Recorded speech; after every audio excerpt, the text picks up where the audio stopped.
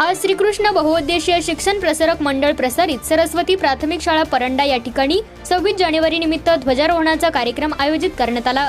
या कार्यक्रमासाठी प्रमुख उपस्थिती म्हणून श्रीकृष्ण बहुउद्देशीय शिक्षण प्रसारक मंडळाच्या सचिव सौ प्रज्ञाताई कुलकर्णी तसेच कल्याण सागर समूहाचे अध्यक्ष माननीय श्री सुजित सिंह ठाकूर साहेब यांच्या सौभाग्यवती सौ शैलजा ठाकूर तसेच समूहाचे मार्गदर्शक विकासजी कुलकर्णी तसेच कल्याण सागर माध्यमिक विद्यालय परंडाचे मुख्याध्यापक किरण गरड सर व सरस्वती प्राथमिक शाळेचे मुख्याध्यापक चंद्रकांत पवार सर आदी उपस्थित होते।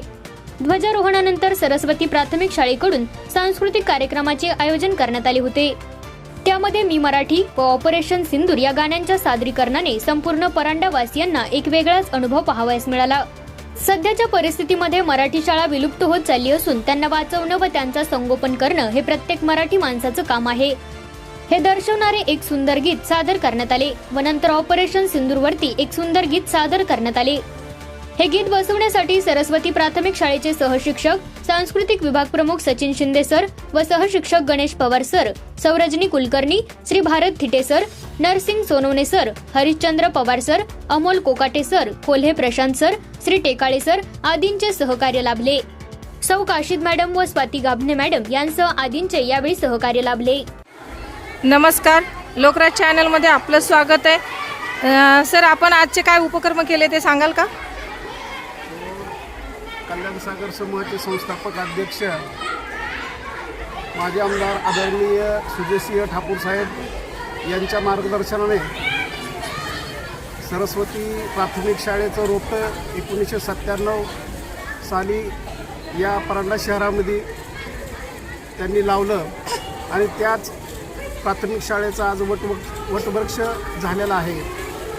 आज या प्रजासत्ताक दिनाच्या 77व्या प्रजासत्ताक दिनी या शाळेत सालाबादाप्रमाणे याही वर्षी सांस्कृतिक कार्यक्रमचं सादरीकरण झालं।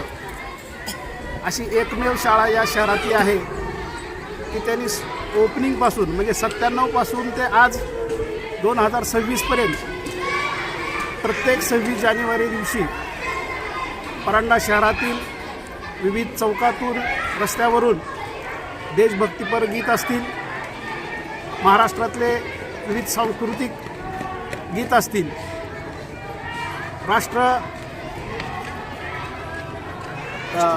राष्ट्रगीत असतील किंवा देशभक्तीपर गीत असतील, या गीतावर प्रत्येक वर्षी नवीन काहीतरी समाजाला देण्याचं आणि याच सांस्कृतिक कार्यक्रमामधून काहीतरी समाजाला बोध देण्याचं सतत माझे सर्व सहकारी करतात।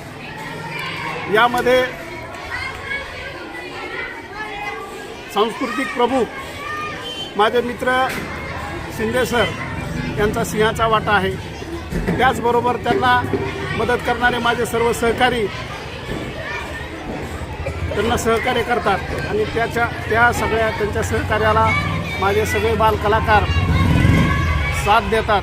त्यामुळं हा माझा उपक्रम परंडा शहरात मोठ्या कौतुकाने पालक पाहतात आणि एकमेव शाळा अशी आहे की हा कार्यक्रम पाहण्यासाठी शहरातील सगळ्या चौकामध्ये सगळे पालक अगदी वाट पाहत बसतात। याचा सार्थ अभिमान मला व माझ्या शाळेला आहे।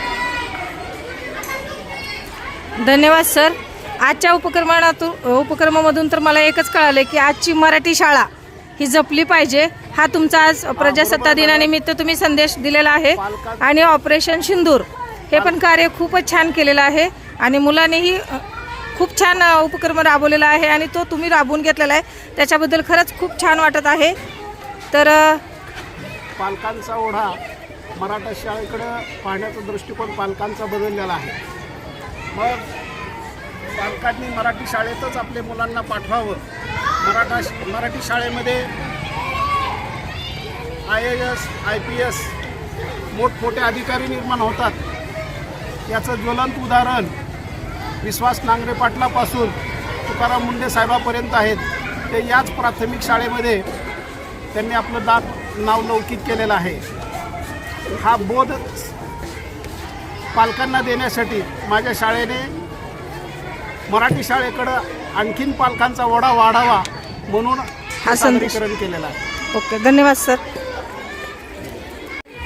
आज 77व्या प्रजासत्ताक दिनानिमित्त आपल्या सरस्वती प्रशालेमध्ये सकाळी 6 वाजल्यापासून सर्व विद्यार्थ्यांनी अतिशय छान अशी तयारी केली होती. त्यासाठी आम्ही एक महिनाभर अथक परिश्रम केलं. त्यामध्ये गणेश पवार सर असतील, मॅडम असतील, यांनीसुद्धा मला सिंहाचा वाटा. खरं तर प्रत्येक काम करण्यामागे एकटा नसतो, तर या दोघांनीसुद्धा भरपूर सहकार्य केलं. 24 तास विद्यार्थ्यांनी परिश्रम केले. दरवर्षीप्रमाणे आम्ही खरं तर आमच्यावर दबाव येतो की यावर्षी काय सादरीकरण करावं, पण आमचा विद्यार्थी आहे शुभम भातलवंडे, हा सुद्धा छान कोरिओग्राफर आहे, तो इंजिनियर आहे, पण प्रत्येक वर्षी एका फोनवर तो आम्हाला येतो. खरं तर त्याचं मनापासून आम्ही दरवर्षी कौतुक करतो.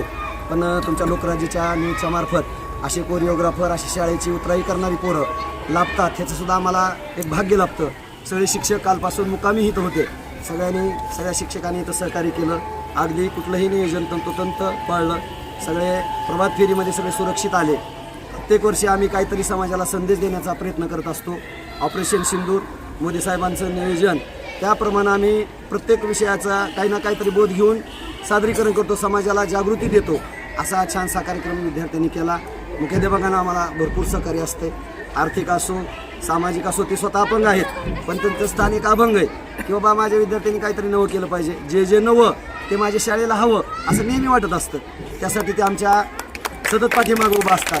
त्याबद्दल मी सरांचं सुद्धा मनापासून, खरं तर त्यांचं वय आता जवळजवळ 54-55 आहे, पण अपंग असताना सुद्धा सगळ्या फेरीमध्ये फिरले. हे काय सोपी गोष्ट नाहीये, हां, सोपी गोष्ट पायाला नाही. चालता येत नसताना सुद्धा विद्यार्थ्यांसाठी झटणारा हा मुख्याध्यापक. खरं तर आपल्याला लाभला हे आमचं सुद्धा भाग्य आम्ही समजतो. ठाकूर साहेबाचे खंडी समर्थक म्हणून त्यांना म्हणलं जातं.